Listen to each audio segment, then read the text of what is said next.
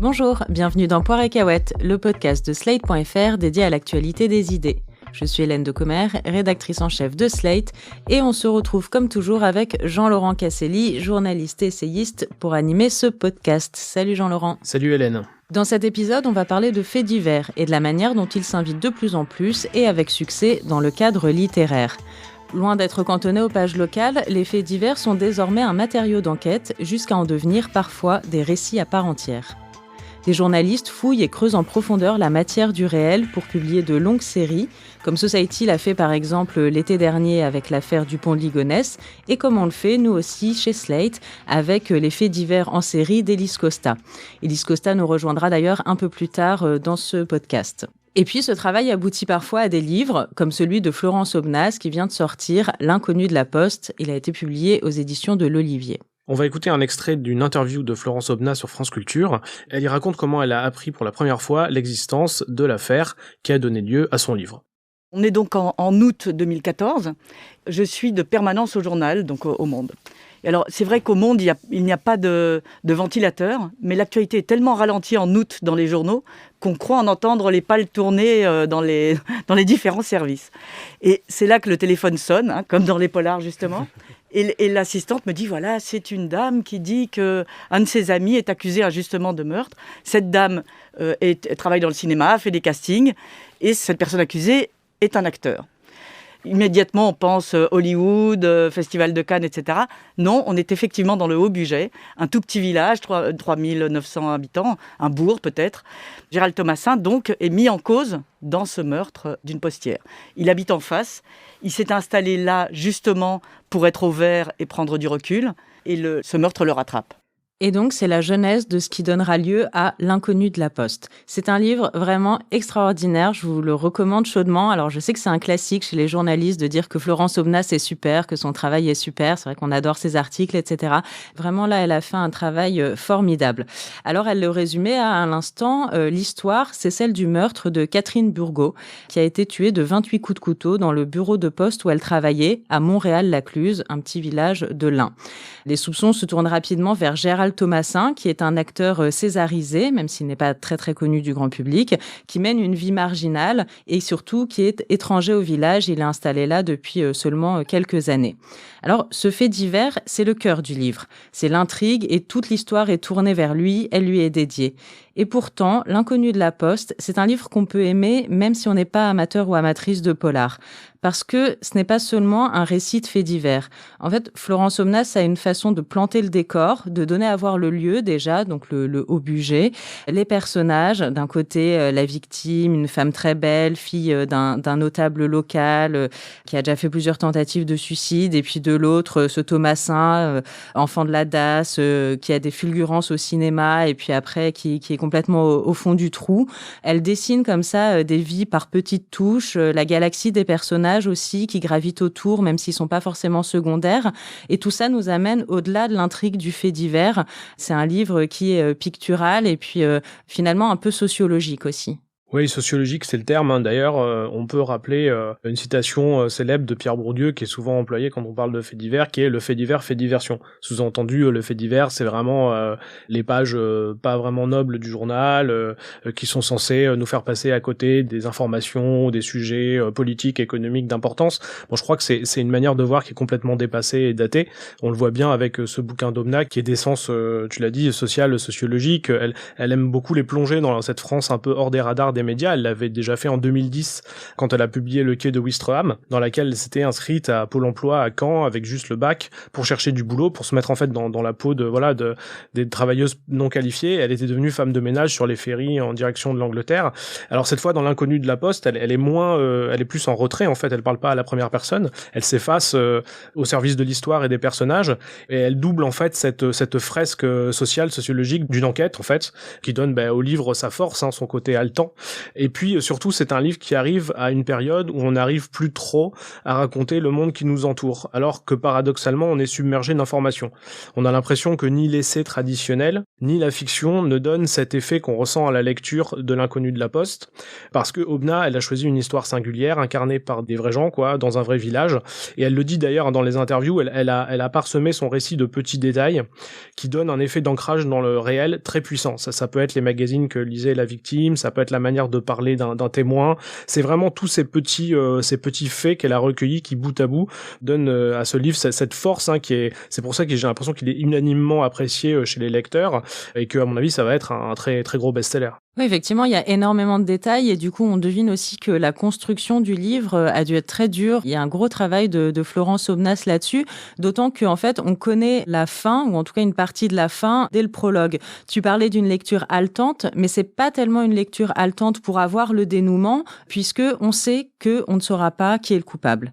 C'est autre chose qu'on vient chercher à la lecture de ces pages. On a envie de comprendre vraiment ce qui s'est passé, de chercher une logique et surtout d'en savoir plus sur les personnages. Cette accumulation de petits détails comme ça nous donne envie de vraiment encore mieux les connaître pour essayer de comprendre ce qui s'est passé et qui ils sont. Et ça, c'est la chronologie mise en scène par Florence Aubenas avec les incises sur le passé des différents personnages qui, à chaque fois, nous en apprennent un petit peu plus. Sa méthode de travail assez ciselée et puis sa précision dans les descriptions qui nous permettent d'avoir vraiment ce portrait d'une époque et d'un endroit. Alors c'est vraiment la richesse pour moi de ce livre, c'est qu'en fait, curieusement, il est difficile à résumer et il n'a pas vraiment d'angle, ce qui est l'inverse de ce qu'on fait normalement, ce qu'on apprend en école de journalisme. C'est-à-dire qu'en fait, elle le dit dans les interviews, Florence Aubenas, notamment dans une interview accordée aux Inrocks dans le numéro du 10 février, elle dit souvent quand on traite un fait divers, on prend un angle spécial, on s'attache au point de vue d'un enquêteur, d'un flic, d'un juge, comme un fil rouge, une colonne vertébrale qui donne une cohésion à l'intrigue. Je ne voulais pas de ce procédé, j'avais envie au contraire d'un point de vue totalement éclaté, celui de la victime, de son père, de Thomasin, le suspect donc, et je pensais qu'il fallait une construction très polyphonique pour rendre compte de l'épaisseur de ce mystère. Et à propos des nombreux passages de monologues intérieurs, hein, elle rentre un peu dans la pensée des témoins et des suspects à l'époque des faits, elle dit « Je n'ai rien inventé, il n'y a aucun travail d'imagination, toutes ces pensées intérieures, ce sont des choses qu'ils m'ont dites. »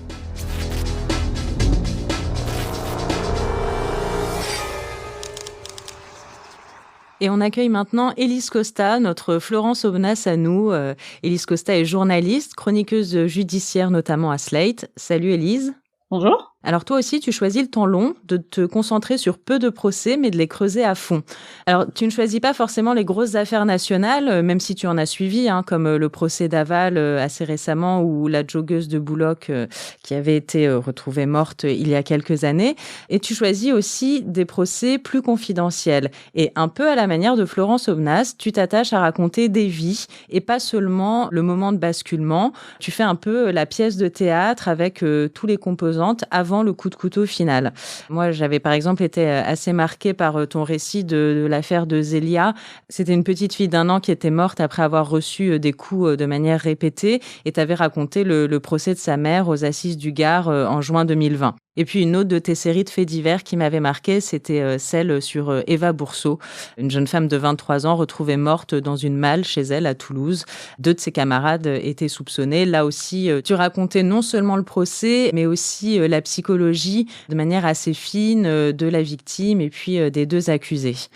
Du coup, je voudrais te demander déjà comment est-ce que toi, Élise, tu choisis les histoires que tu vas raconter. En gros, comment se passe le travail préalable? Comment est-ce que tu apprends l'existence d'une affaire et puis décides d'aller couvrir ce procès-là plutôt qu'un autre? Alors, il y a plein de manières différentes. Je lis beaucoup la PQR, donc la presse régionale. Il y a aussi des affaires qui ont lieu il y a 3 ou 4 ans, donc généralement je vais me renseigner pour savoir à quel moment elles vont avoir lieu, parce que le temps d'attente avant un procès, généralement c'est ça, c'est 3-4 ans. Donc si jamais il y a eu un fait divers qui m'a marqué à l'époque, je vais essayer de voir où ça en est, quand est-ce que ça va être jugé, etc.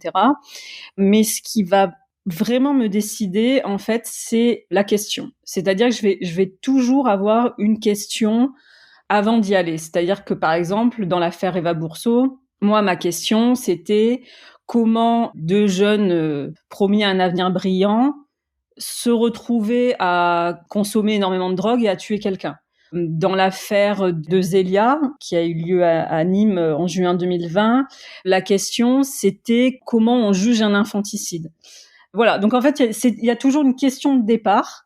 Je connais très peu de choses du dossier quand j'arrive. Ça, c'est vraiment un choix parce que je veux pas être polluée. C'est peut-être un mot un peu fort, mais bon, vous avez compris le truc. C'est que je veux vraiment découvrir sur place toute l'histoire et toutes les nuances de l'histoire, surtout. Tu dresses des portraits assez fins à chaque fois de chaque protagoniste. D'ailleurs, donc je précise que ce sont des séries d'articles que tu publies, donc c'est une chronique en 4, 5, 6 épisodes. Dis-moi si je me trompe, mais chaque épisode est assez centré sur un des personnages principaux. Comment est-ce que tu fais pour avoir la matière suffisante pour dresser ces portraits qui sont assez détaillés, assez fouillés, alors que justement, tu te concentres sur ce qui est dit au procès? C'est si riche que ça, un procès? Oui, un procès, on peut avoir beaucoup de choses, mais moi, je m'attache surtout à l'attitude des personnes qui vont témoigner à la barre. Donc ça, déjà, c'est un premier travail. Après, il va y avoir des détails dont je vais avoir besoin, et ça, je vais plutôt me rapprocher des avocats, ou alors je vais faire mes recherches personnelles. Mais ça peut être n'importe quoi, ça peut être la couleur d'une robe, hein. Mais j'en ai besoin pour décrire vraiment une scène, et en plus, je ne veux pas, je veux surtout pas l'inventer. Mais par exemple, quand vous disiez tout à l'heure que Florence Aubenas avait fait un récit polyphonique, c'est aussi ce que je m'attache à faire, mais après, à chaque fois, pour chaque épisode, j'ai un angle. Typiquement, ça va être le jour de la découverte du corps, et là, je vais avoir un récit polyphonique des gens qui sont intervenus à ce moment-là. Donc, ça va être la voisine, ça va être le policier, ça va être la famille de la victime, etc.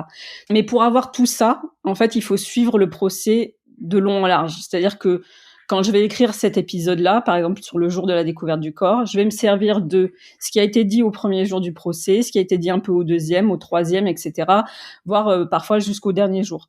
C'est ma manière de travailler, on va dire. Je me demandais en fait pourquoi on avait l'impression que les faits divers étaient aussi lus. Tes séries sur Slate sont très lues. On voit que la sortie d'Aubenas fait beaucoup réagir. Le Figaro lance une cellule consacrée aux faits divers. Est-ce que c'est parce que c'est par ce biais-là, par ce vecteur, qu'on arrive à plonger dans une société qu'on connaît mal par ailleurs ou qu'on n'arrive plus à représenter? Ou est-ce que ça a rien à voir? Non, mais c'est un peu la question à 1 million, ça, de se dire pourquoi les faits divers passionnent autant. Alors à chaque fois, il y a plusieurs réponses possibles, hein, et je pense qu'elles se valent toutes. Je pense que c'est effectivement notre fascination pour les histoires, notre fascination pour le morbide. Voilà, elles se valent toutes, mais moi je dirais que ce qui est important, en tout cas, c'est que quand on traite le fait divers, on ne peut pas se contenter de parler du fait divers. On ne peut pas se contenter de parler du crime. C'est pas possible, parce que là, pour le coup, ça nourrirait notre fibre morbide et glauque sur le sujet, et ça, je me refuse à le faire. Enfin, même si je comprends tout à fait pourquoi ça fascine et pourquoi on y vient par ce biais, mais après, il faut effectivement que ça raconte quelque chose. Il faut que ça raconte non seulement la société, mais aussi, je trouve, la justice. Parce qu'en fait, c'est un peu le paradoxe, c'est-à-dire que les gens ont tendance à être très intéressés par le fait divers, mais pas du tout par la justice. Donc, le meilleur moyen, c'est en fait de raconter l'histoire, et la lectrice ou le lecteur va être plongé dedans, va suivre le récit, et en fait, sans s'en rendre compte, il va apprendre aussi des choses sur la justice. Ça, c'est vraiment un truc qui me plaît, quoi. Et qu'est-ce que tu as appris, toi, justement, Élise, en 5 ans de spécialisation de chronique de procès sur le fonctionnement de la justice ou le fonctionnement de notre société? La chose la plus évidente que j'ai apprise, c'est que, en fait, c'est très compliqué de juger une personne. Très souvent, quand on connaît pas la justice, mais c'est pas une critique, hein, c'est normal, on a un peu une pulsion comme ça de vengeance, et de se dire ah ben moi de toute façon c'est facile, le pédocriminel perpète, et puis voilà. Ben en fait on se rend compte que c'est bien plus compliqué que ça, et que d'ailleurs si c'était si simple que ça, un procès ne mettrait pas autant de temps à se tenir. Enfin, on n'aurait pas besoin de une semaine ou 15 jours pour juger quelqu'un, et on n'aurait pas besoin d'un dossier qui fait je sais pas 4000 pages. Ouais, c'est peut-être la chose la plus importante que j'ai apprise. Après, ça va être plus dans les nuances. Typiquement, dans les affaires d'infanticide, ou même dans d'autres affaires, hein. Mais ce thème particulièrement, en fait, on se rend compte que la société a failli à plusieurs étages. C'est jamais le fait d'une personne. Il y a eu d'abord, la maîtresse n'est pas intervenue, les assistantes sociales n'ont rien vu. Enfin voilà, petit à petit, on se rend compte que toutes ces petites choses mises bout à bout font qu'on arrive au drame. Et ça aussi, c'est très intéressant parce qu'en fait, on se rend compte que chacun porte sa part de culpabilité et qu'en même temps, on va pas juger toutes ces personnes-là. Alors que, est-ce qu'elles sont pas aussi responsables à leur niveau? Enfin, c'est une question qu'on peut se poser, quoi. Quelque chose aussi dont on s'aperçoit très vite, en fait, quand on suit un procès, c'est que la victime n'est jamais parfaite. Ça, c'est quelque chose qui est assez déstabilisant au début parce que on est quand même beaucoup nourri dans notre imaginaire, que ce soit au travers des films ou même dans la presse, dans les médias, etc. On a tendance à gommer toutes les aspérités des victimes. Bon, parfois c'est volontaire, je pense, et puis parfois ça va être parce qu'en fait finalement on parle assez peu de la victime. Donc on se retrouve avec cette idée qu'une victime est forcément parfaite. Et ça veut dire, par exemple, qu'elle ne s'est jamais mal comportée, qu'elle n'a jamais provoqué l'accusé, qu'elle n'a jamais participé à des faits délictuels auparavant.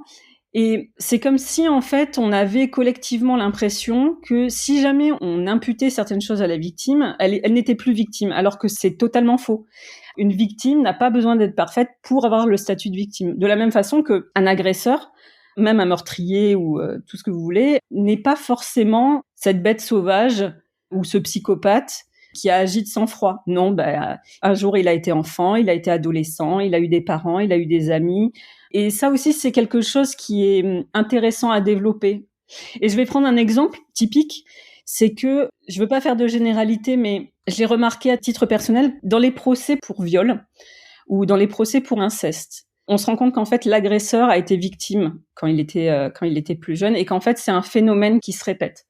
Bon, est-ce que le fait qu'il ait été victime 15 ou 20 ans auparavant fait que là, il n'est plus agresseur? Non, pas du tout. Ça ne l'a pas empêché de reproduire l'inceste.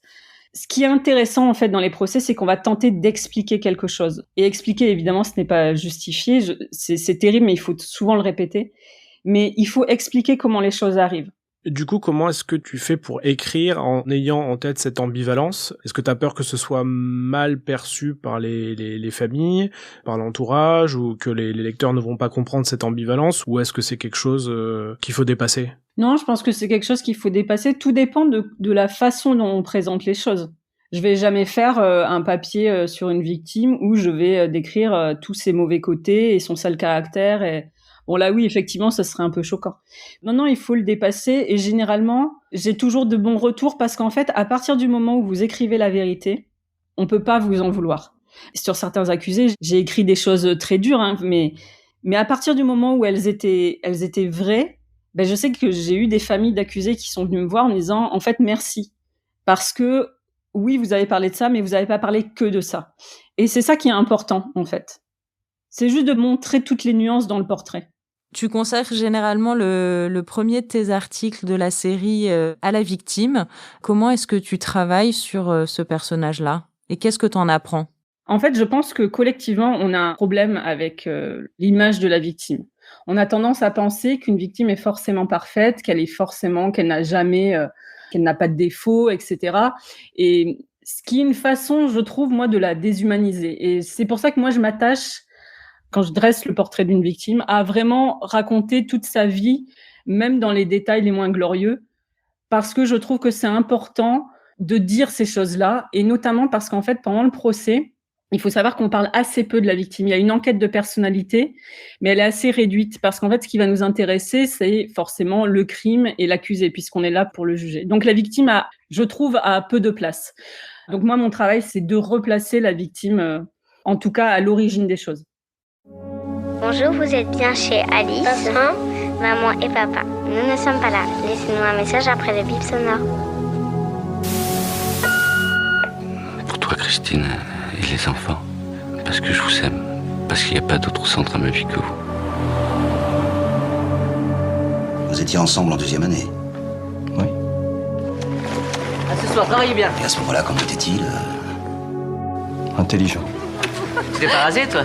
Péritonite à 4h du matin. Timide par certains côtés. Mais il était très discret. Moi, je pense que d'ici 3 ans, l'angioscan va supplanter l'artériographie classique. Il était bon, il était même meilleur que moi. Ils doivent être fiers, tes parents. Je suis là. Tout le monde l'a cru. Je mets une question. Je mets un doute. n'avez rien vu. On vient d'écouter la bande-annonce du film L'Adversaire. C'est un film de 2002 réalisé par Nicole Garcia, qui est l'adaptation du récit du même nom par Emmanuel Carrère, qui s'est plongé dans l'affaire Roman, voilà, ce médecin qui a tué toute sa famille après s'être inventé une vie pendant plusieurs décennies. On fait souvent remonter le regain d'intérêt pour le fait divers dans la littérature, dans l'édition française, à ce succès d'Emmanuel Carrère, qui s'est très bien vendu, plus de 100 000 exemplaires et 600 000 en poche, et c'est un petit peu ce qui a été l'acte de naissance du journalisme narratif ou de la narrative non-fiction à la française, Hélène. Oui, journalisme narratif en bon français. En fait, c'est un genre littéraire qui est à la croisée de l'enquête journalistique et du roman. C'est ni un essai, ni un documentaire. C'est vraiment romancé et pourtant tout est vrai. C'est un genre littéraire qui est très populaire aux États-Unis et qui s'impose de plus en plus en France. Emmanuel Carrère en est effectivement un des représentants emblématiques. Après, si on voulait chipoter un peu, on pourrait dire que finalement, Émile Zola et le courant naturaliste faisaient déjà de la narrative non-fiction à leur manière, en racontant des histoires à la façon de reportages romancés. Alors, le journalisme narratif n'est pas réservé aux récits de faits divers. Dans une veine plus historique, Svetlana Alexievitch, l'écrivaine biélorusse, manie ça aussi très bien dans ses livres qui sont en fait des témoignages croisés. Donc, par exemple, sur les femmes soldates dans l'armée rouge pendant la Seconde Guerre mondiale, La guerre n'a pas un visage de femme, ou La fin de l'homme rouge, son livre de témoignages sur des personnes qui avaient vécu le communisme et qui étaient interrogées dans tout l'espace post-soviétique. Et puis aux États-Unis, j'en profite pour vous parler de ce livre sorti il y a 2 ans maintenant, qui est absolument formidable, L'empreinte d'Alexandria Marzano-Lenevich. C'est une Américaine, donc en fait elle était élève avocate et elle travaillait sur le dossier d'un pédocriminel condamné à mort. Elle-même, elle était très opposée à la peine de mort en arrivant sur ce dossier-là. Et elle raconte dans L'empreinte l'histoire de ce pédocriminel, le meurtre qu'il a commis, et elle le croise avec des éléments autobiographiques à elle, qui a été victime d'inceste dans sa jeunesse. Et en fait, c'est ni une autobiographie, ni une chronique d'affaires judiciaires, ni un documentaire. C'est à la fois un peu tout ça et rien en même temps. Et en sous-titre de son livre L'empreinte, c'était écrit « Récit ». D'ailleurs, voilà, tout ce regain d'intérêt pour les histoires vraies, pour les récits, comme tu l'as dit, est quand même largement influencé par des auteurs américains. Élise, est-ce que tu peux nous en dire un mot, qui sont un peu les auteurs de référence dans comme on dit, la narrative non-fiction, ou en tout cas tes écrivains préférés? Je pense que le premier, c'est Truman Capote, qui a écrit De sang-froid, qui a vraiment, vraiment marqué la littérature américaine. En matière de faits divers, on a aussi Anne Rule, qui a écrit quantité de livres et qui, pareil, se plonge dans un dossier longtemps après et qui va retracer toute l'histoire. Et plus récemment, on en a entendu parler plus récemment, notamment parce qu'il y a eu une série sur HBO, mais c'est Michel McNamara, qui s'est passionné en fait pour une affaire, pour un serial killer qu'on n'avait jamais retrouvé sur la côte ouest des États-Unis et qui a consacré des années de sa vie à le retrouver, et à tel point que elle était tellement bien rencardée, elle avait tellement d'informations à force de parler avec les victimes, etc., que elle a fini par travailler en binôme avec certains enquêteurs. Donc Truman Capote, son affaire principale, celle de son livre De sang-froid, c'était un fait divers qui s'est passé dans la campagne, le sud profond des États-Unis, où une famille tout entière a été tuée et on a retrouvé les 2 meurtriers. Et il a suivi donc du premier jour ou presque jusqu'à l'exécution des 2 hommes. Et Michelle McNamara, elle a travaillé sur le Golden State Killer, un homme qui avait sévi sur la côte ouest des États-Unis et qui avait violé et tué plusieurs femmes dans la région de Los Angeles. Et ces 2 affaires, je pense que c'est important de le souligner, ces 2 affaires les ont littéralement bouffées de l'intérieur. C'est-à-dire que Truman Capote, il a fini alcoolique, et Michelle McNamara, elle est décédée peu de temps avant la sortie de son livre, parce qu'en fait, elle prenait beaucoup de médicaments, je pense, pour supporter tout ce qu'elle vivait au quotidien. Moi, c'est ce qui m'avait beaucoup frappé dans la série de Society consacrée à l'affaire Dupont de Ligonnès, c'est qu'en fait, on apprenait pas grand-chose de Ligonnès lui-même, mais en revanche, toutes les personnes qu'il avait approchées, notamment ses amis qui étaient soupçonnés de l'avoir protégé, en fait, sont morts depuis. Sont morts de mort naturelle, mais ont été quelque part emportés dans le torrent de cette affaire, quoi. Oui, ils sont morts de tristesse. C'est un peu ce qu'on apprend à la lecture de de cette série. Moi, c'est quelque chose qui m'intéresse beaucoup, de savoir à quel point un fait divers, on parle toujours de la victime et de l'accusé, mais en fait, on se rend compte que des victimes collatérales, il y en a énormément. Moi, je me souviens, par exemple, du procès Rançon, qui était un tueur en série, qui était à l'origine des disparus de la gare de Perpignan. Et ils avaient enquêté là-dessus, mais pendant des années et des années, ils arrivaient à rien trouver. Il y avait rien qui sortait. Et puis un jour, enfin, ils l'ont retrouvé. Et ils ont trouvé Jacques Rançon. Et je me souviens de cette scène où, en fait, à la sortie du tribunal, les enquêteurs venaient de déposer. Ils sont sortis en larmes. Et c'est pour dire à quel point, en fait, cette affaire les avait marqués, à quel point elles avaient envahi leur existence. Et je pense que c'est pareil avec les écrivains. Je pense qu'à un moment donné, on est obligé de se plonger dedans à 100%. Et que voilà, que c'est compliqué, en tout cas, de faire abstraction. C'est pas juste un travail. Oui, d'ailleurs, pour revenir au livre de Florence Aubenas, c'est vrai elle dit dans les interviews qu'elle a fait 4 ou 5 versions différentes du livre avant de le ramener à 250 pages pour resserrer sur l'affaire en quelque sorte. Mais c'est une affaire à rebondissement et qui n'est d'ailleurs pas terminée dans la mesure où le principal suspect est quand même probablement dans la nature, puisqu'il a disparu avant la dernière comparution la dernière convocation du juge. Et aujourd'hui, personne ne sait s'il est vivant, mort, s'il écoute les sujets sur lui. Et donc voilà, c'est une affaire vraiment qui reste très mystérieuse. Ou s'il a lu le livre de Florence Aubenas. Eh bien, on touche à la fin de cette émission de Poire et Cahuète. Merci beaucoup, Élise Costa, d'avoir été avec nous. Avec plaisir. Merci, Élise. Et merci, Jean-Laurent. On se retrouve dans 15 jours pour un nouvel épisode. Retrouvez Poire et Cahuète sur slate.fr ou sur votre application de podcast préférée. Si vous avez aimé Poire et Cahuète, n'hésitez pas à vous abonner, à nous mettre 5 étoiles et à en parler autour de vous.